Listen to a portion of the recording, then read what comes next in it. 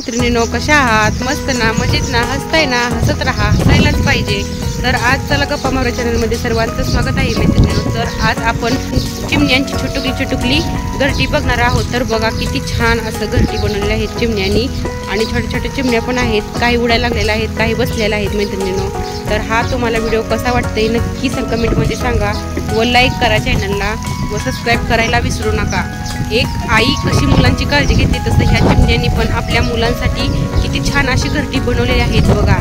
तर एक आई जशी मुलांची काळजी घेते तसं कोणीही मुलांची काळजी घेऊ शकत नाही. आपल्या चिमुकल्या बाळांना ऊन लागू नये, वारा लागू नये म्हणून हे चिमण्यांनी छोटी छोटी घरटी कशी बनवलेली आहेत बघा.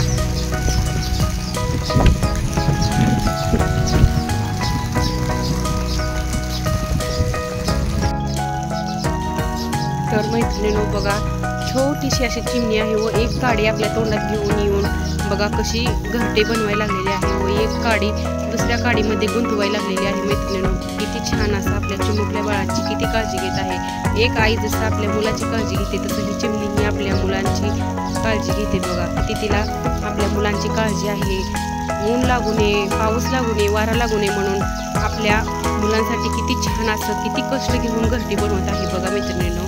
अशा दोन चिमण्या बसलेल्या आहेत बघा, किती छान वाटत आहे आपल्याला बघताना. पण एक आई मुलांसाठी काही पण करू शकते, तसंच ह्या चिमण्यांचं पण तसंच आहे की एक आई आपल्या मुलांना काहीही दुःख